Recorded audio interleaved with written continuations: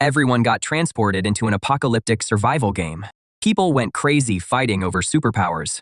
I was the only one who picked unlimited money. Everyone laughed and said I was an idiot, said cash would be worthless in the apocalypse. But they had no clue. Zombies weren't the real threat. Living people with superpowers were way more dangerous. Then, the system announcement rang out. 300 of us players got dropped straight into the game. The system explained that we'd all actually died in the real world. To earn a second chance at life, we had to survive until the end in this apocalyptic game. Then came the next phase. Time to pick our starting items. I skimmed through what was on the shelf. Mostly a random mix of superpowers. Other players fought like mad to grab them. I flipped straight to the last page of the list. At the very bottom, I spotted a coin labeled Endless Wealth. Didn't think twice. I grabbed it immediately. My class monitor, Wang Teng, who came in with me, chose mind control. Seeing me take the coin, he couldn't resist mocking me. "Mark, you're really that desperate for money? The world's about to end. What good is cash gonna do you?" Before I could even respond, he turned to the class beauty, Lu Ruyan. She'd picked something called the power of love. I can make every human fall for me. Even zombies will be charmed by me. With true love protecting me, I'll definitely survive.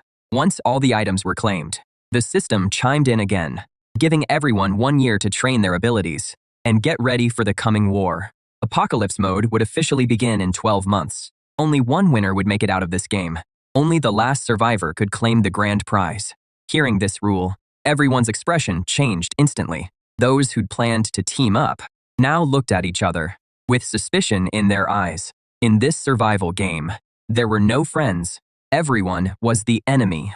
I didn't waste a single second. I got out of there. Immediately kicked off my apocalypse survival plan. I scanned the world map and set my sights on an isolated island in the Pacific, not on any fault line, outside major storm belts. Had a natural flat area, perfect for building an airstrip, surrounded by mountains that could serve as natural cover.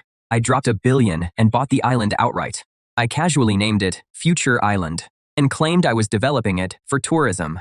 I bought 10 massive cruise ships in one go, signed construction contracts with those NPCs, and shipped all the heavy machinery and building materials to the island. I had the NPC executives sign strict NDAs. Even they don't know where Future Island actually is. Once the cruise ships reached Future Island, the workers started building a makeshift airstrip. Then, I chartered 100 planes to fly in construction workers from all over. Those workers busted their asses day and night to keep Future Island off the grid. I bought signal jammers in advance and confiscated all the workers' phones. I built 10 ultra-reinforced fortresses on the island. All materials were top-grade, highest standard, built to withstand magnitude 12 earthquakes. The exterior of each fortress was camouflaged. Satellites can't pick up anything from above. But all of this is just a smokescreen. The real doomsday bunker is underground. The underground bunker can survive nuclear strikes and biochemical attacks. Even those tunneling zombies won't break through 5 meters of solid steel. The surface fortresses have secret passages leading underground, but the passages were built extremely narrow. Only one person can squeeze through at a time. Inside, it is like a maze, even if you're lucky enough to find the right path. Getting through the main door doesn't mean you'll avoid the traps along the way.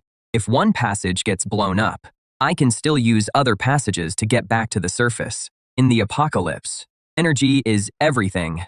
To solve the power supply problem, I installed wind turbines on the island, plus tidal and nuclear power generators.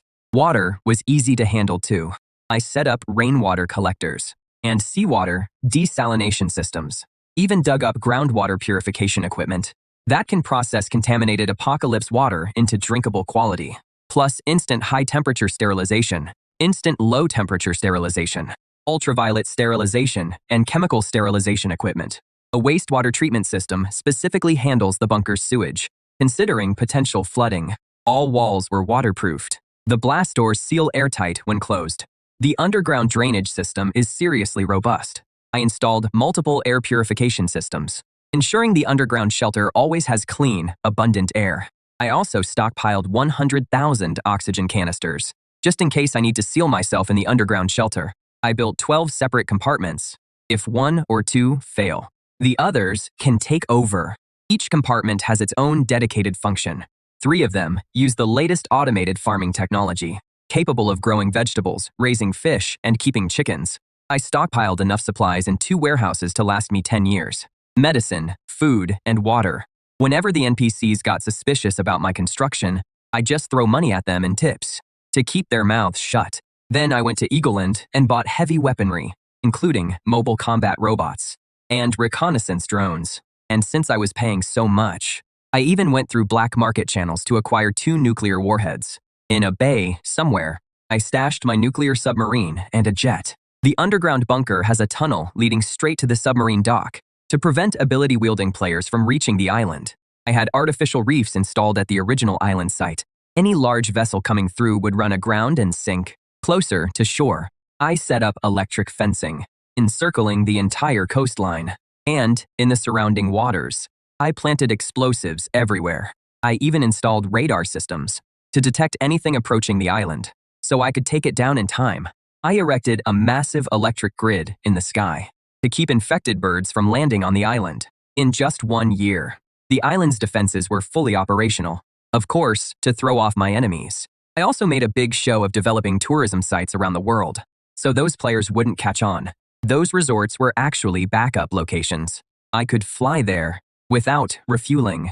After sending off the last batch of NPCs, I was the only one left on the island. I bought out a space exploration company and took control of over 6,000 satellites in orbit, just to keep my internet connection alive. During that year, I acquired airlines and shipping companies worldwide. Then, in the final week, I ordered all planes and ships destroyed. The whole world knew the richest man had destroyed long-distance transportation. The NPCs all thought he'd lost his mind. Only the players understood. This global tycoon was also their competition. A notification popped up in the player's chat interface. Wang Tang asked me, "Mark, that global tycoon is you, right?" He was the only one who saw me pick infinite wealth. But I ignored him completely. 1 week later, the apocalypse arrived. The players who'd maxed out their abilities were ready for action. 300 player names and IDs appeared on the public screen. I was number 99. Wang Teng was number 100. Liu Yanren was number 101. Attention, the apocalypse has begun. This game will keep running until only 1 player is left. Nobody expected the apocalypse to kick off with a worldwide downpour. Days of nonstop rain triggered massive flooding. Future Island got hit too. But the island was so small. The clouds moved on after 2 days. I didn't even have time to hole up in my underground bunker. Those ability users were all caught off guard. They'd arrived in this world broke too. All year they'd been training their powers while hustling to make money. The struggle goes without saying. The supplies they'd stockpiled were pathetic. Only a few players who'd used their powers for crime managed to land a villa. They built a shelter in the basement. The flood hit the basement first. All their supplies were ruined. The entire villa was swallowed by the flood. Some players had built shelters in underground garages. Those flooded out completely too. High-floor shelters were safe for now. But the rain wouldn't let up. The underground players' already meager supplies slowly ran dry. Everyone started freaking out. Meanwhile, I was munching on snacks and watching a live stream. The streamer was hiding behind the curtains, secretly filming the building across the street. A player was using fire powers to raid for supplies. Bro, this isn't special effects. Not cosplay, either. This is a real ability user. He used to be a security guard in our complex. Now he is burning through doors. This is his 10th robbery. The chat was blowing up. So ability users are actually real. Does that mean the apocalypse is here? Streamer, watch out. Once he is done with that building, he'll hit yours next. Is firepower reliable? Firepower, the player tipped off the NPCs. A swarm of SWAT officers rolled into the complex in rescue boats. They surrounded the building with guns drawn. The streamer's hands were shaking with excitement. Guys, this is my first time seeing a gunfight. This guard's fire is insane. He melted the steel gate in seconds. The SWAT team stormed the building. The gunfire was intense. Suddenly, a figure flew out from the rooftop and plunged straight into the flood. Not long after, I saw that player's name go gray on the global chat. That meant the player was dead. Right then, in the chat window, Wang Tang hit me up again. Mark, let's team up. Look, we're old classmates. Our numbers are right next to each other. If we team up, we'll definitely make it to the end. He shamelessly kept sending me video requests, but I kept ignoring him. If I teamed up with him and we were the last 2 left, he'd use mind control to kill me and win alone. Did he underestimate my intelligence? Or overestimate his own? Water and power were cut, food was running out. 3 months of floods crushed the NPC's hope.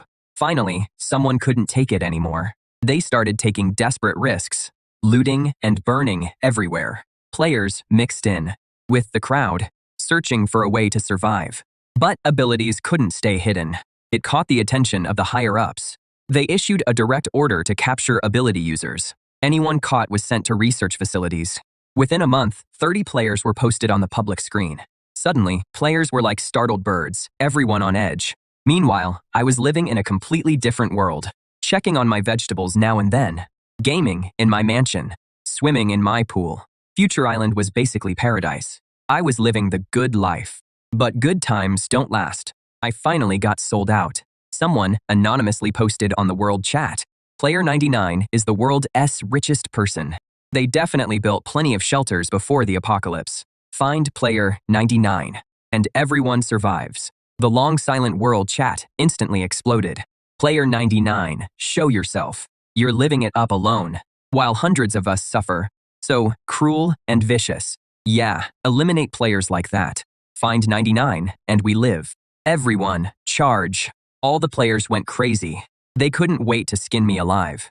I just wanted to lay low in peace. But you had to call me out. I sent a message in the world chat. Everyone, calm down. I am Player 99. You want shelters. I can provide them. But I only built shelters in 4 countries: Dragon, Eagle, Hans, and Kangaroo. And each shelter holds 20 people max. I marked 4 spots on the world map. You have over 200 people. There is no way you'll all fit. However, I'll give you the shelter passwords. First come, first served. Don't come after me. The moment I entered the password, every player went wild. If they reached the shelter first, they'd survive the flood. Overnight, some players had already arrived. Most had speed-based abilities. The shelter was built on high ground, safe from the floodwaters. When they opened the doors and went inside, it was like stepping into paradise. After all, I'd built these 4 shelters to be absolutely lavish. They had every amenity you could want. Freezers packed with frozen feasts. Player 58 proudly started live streaming on World Chat. Never expected the shelter. Never expected it to be this nice. Money really does buy happiness. Inside, they were eating steak and lamb, drinking red wine. The table was covered in delicacies. Player 58 said 12 people were already inside. They'd voted to lock down the Dragon Kingdom shelter. Resources were limited. No one else was getting in. Other players were still on the road. Seeing the stream, they lost it. Outside the shelter, players kept arriving in waves. Rather than drown in the flood or starve, they had to seize this lifeline. Survival instinct drove them to desperation. They begged those inside to open up, to let them in, but the players inside had already deadbolted everything.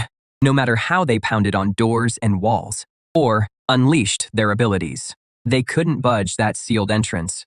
Just as the insiders were celebrating, I suddenly popped up and said, "Wasn't it supposed to hold 20? Can't 8 more still get in? I have another override code. Even with the doors locked, I can still access the interior. The hidden door is in the southeast. That decorative brick at the base of the wall. Turn it and the hidden door reveals itself." The players outside rushed the hidden door like madmen.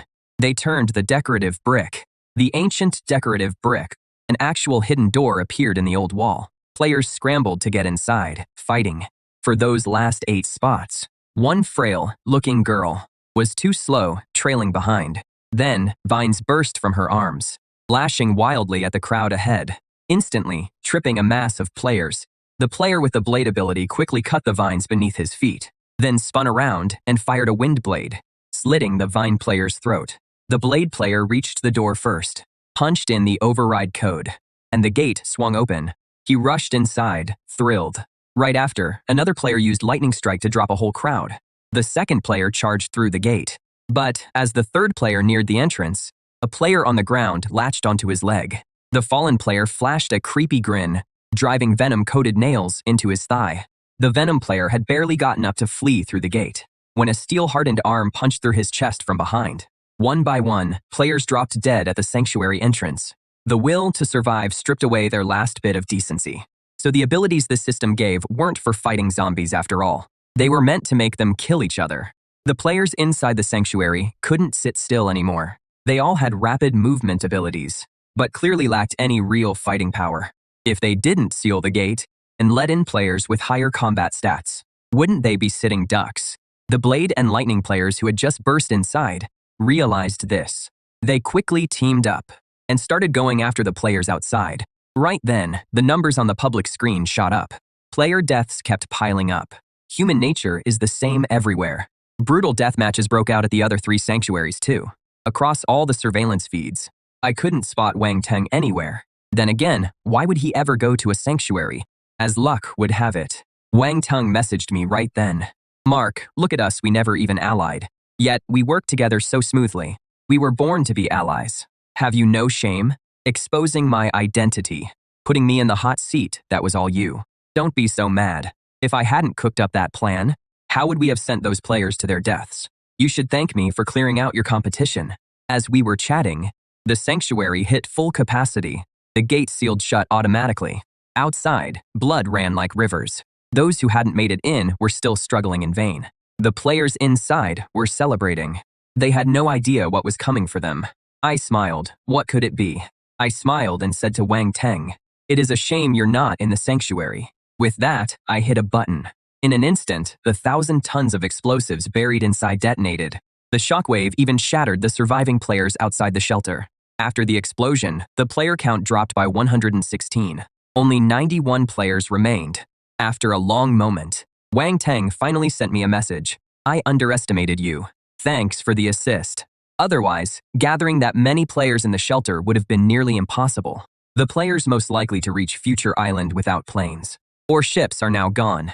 I've been planning for a year how to take them all out at once. Those shelters became their graves. The shelter explosions couldn't make the news this quickly.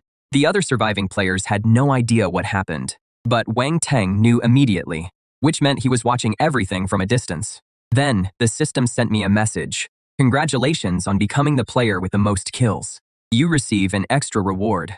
I couldn't help but smile. See, in this apocalypse, it is always survival of the fittest. 4 months later, the floodwaters slowly receded, revealing the submerged land. Everyone breathed a sigh of relief, thinking the disaster was over. But they didn't expect that the flood had brought a plague. Many dead NPCs turned into zombies. Congratulations to the 101 players who cleared the first stage. Apocalyptic Flood. Next is the second stage. Apocalyptic Zombies. Finally, it is time for abilities to shine. That so-called number 99 is as good as dead. At that moment, Liu Ruyan sent me a private message. Mark, you don't have an ability. You won't survive the zombie apocalypse. If you share some supplies with me and tell me your location, I can come protect you. I slowly typed a question mark. Don't underestimate my ability. I survived the flood. Entirely because of it. Of course, I knew how she survived.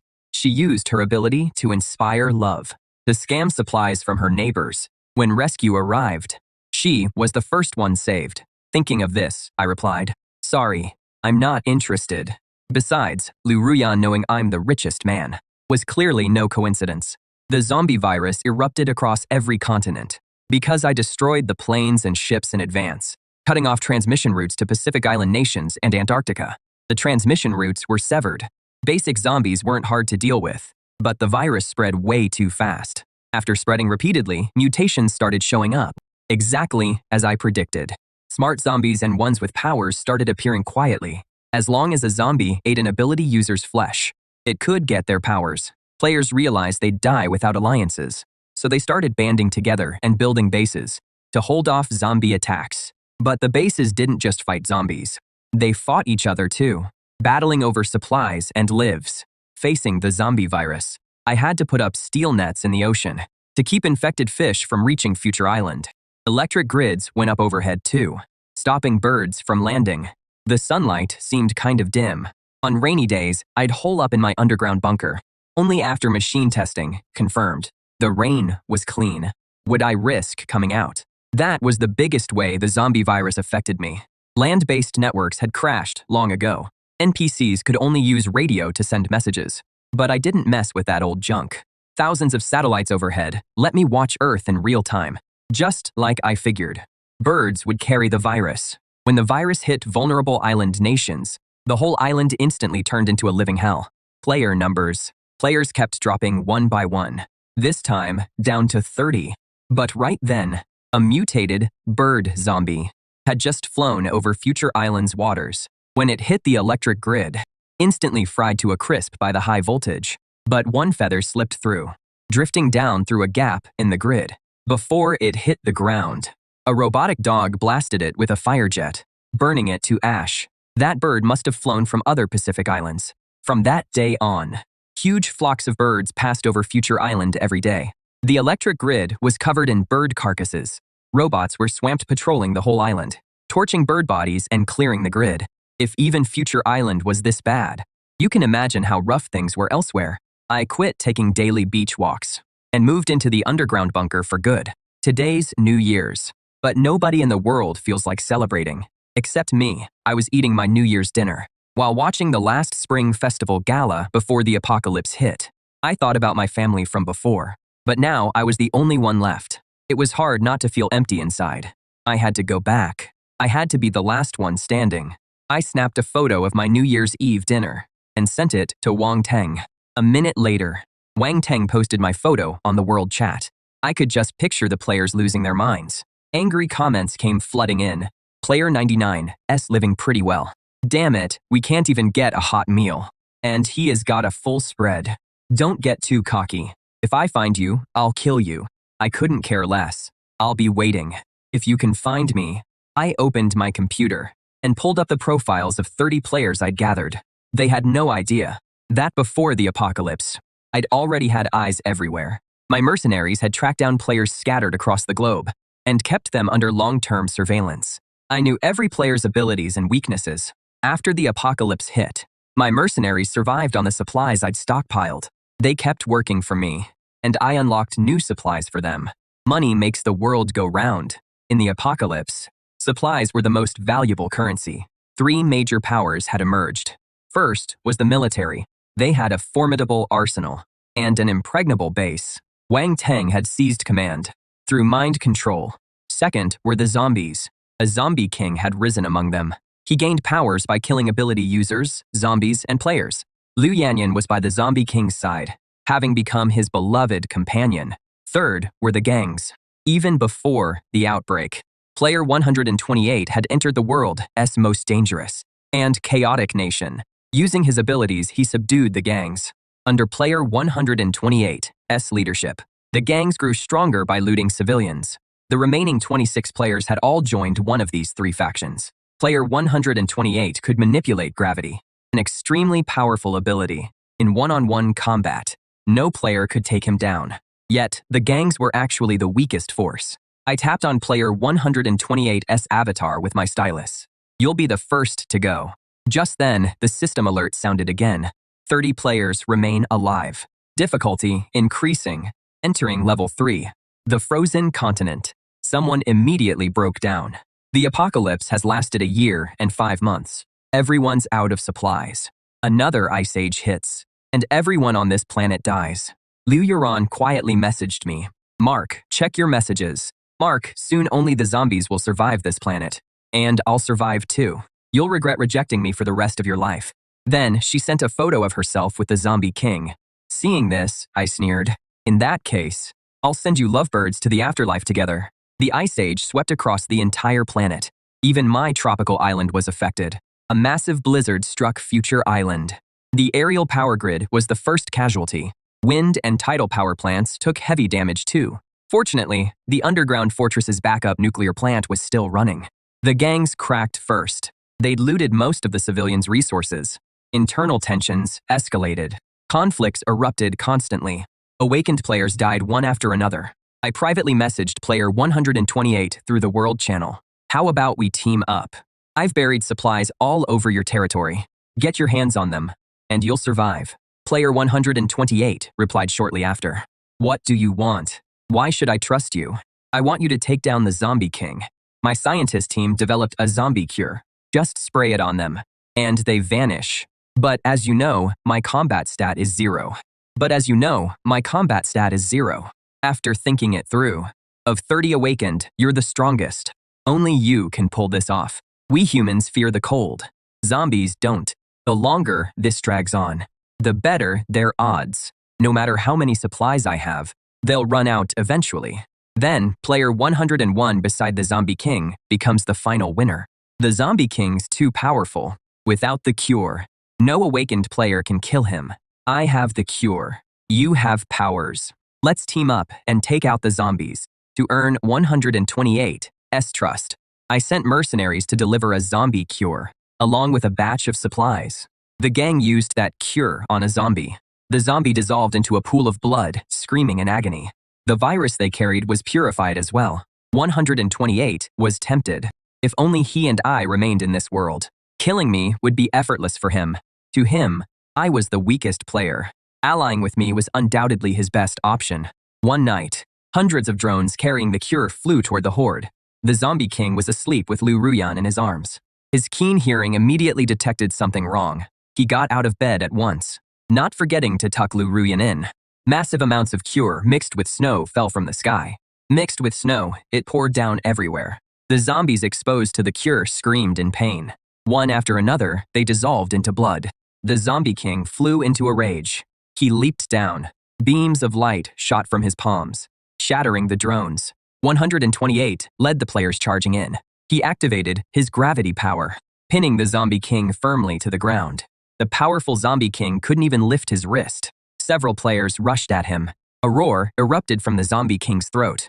Zombies hiding in the shadows pounced on the players like monkeys. 128 unleashed his power again. Tall buildings were torn apart by gravity and collapsed. Boulders crashed down on those zombies. The Zombie King was buried along with them. 128 broke into a victorious grin. These boulders were enough to crush the Zombie King to pieces. Lu Ruyan stood on the balcony. Covering her face, she let out a scream. 128 flicked his finger. The terrace beneath Lu Ruyan's feet collapsed. She fell from the height. A fall from that height meant certain death. At the critical moment, the Zombie King burst from the rubble, catching Lu Ruyan. At the same time, one of his hands. At the same time, countless threads sprayed from one hand, binding 128. 128's face turned pale with shock. He never knew the Zombie King had this move. The Zombie King gave a gentle pull. 128's body instantly shattered. But the Zombie King didn't anticipate that 128's body was loaded with cure. The packets released and engulfed him. Lu Ruyan screamed, watching helplessly as the Zombie King melted into pools of blood. She was scared out of her wits. This place was literally hell. She ran for her life, but soon fell through the ice. This time, no one would save her. A power dependent on someone else's love was ultimately too weak to cut it. 12 more players went gray on the world chat. I crossed their numbers off one by one in my notebook. When I got to number 128, his weakness was written next to it. Universal gravitation. Can't control objects with extremely low mass, like the Zombie King's silk threads. I like to use information gaps to fight battles I can't lose. At this point, I only had one opponent left. Wang Teng, who controlled the military. He couldn't wait to end this game.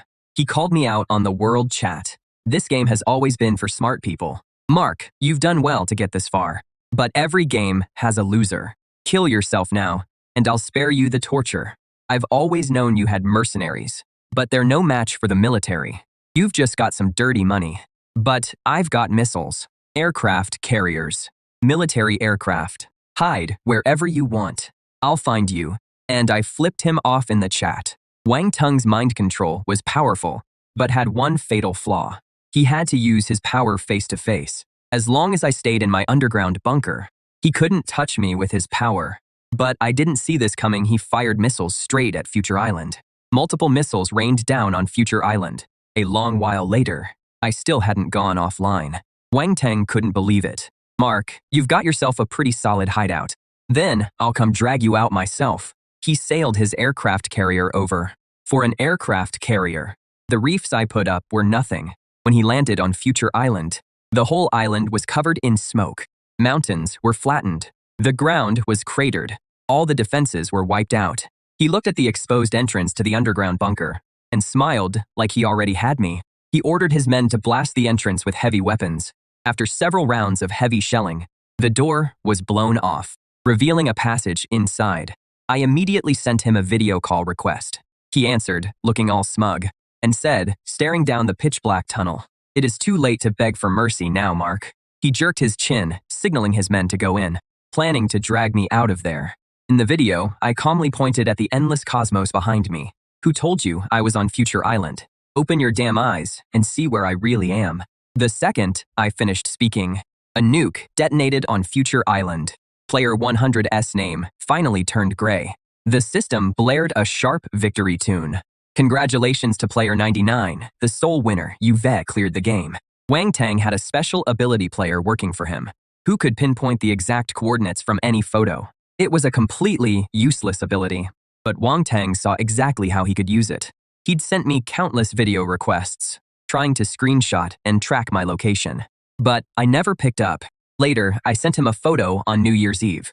He secretly called me an idiot, happily tracked my location, and waited for both the gangs and the Zombie King to be wiped out, so he could swoop in and take everything, and decided to blow me up. But how could I not know what players he had? That photo was deliberately leaked to him, to lure him to Future Island. After sending the photo, I got off Future Island. The reward the system gave me was one chance to teleport anywhere instantly. With all my supplies, just like that, I got teleported to a space station, but the system didn't give me a way back to Earth. I couldn't use this reward until the very end.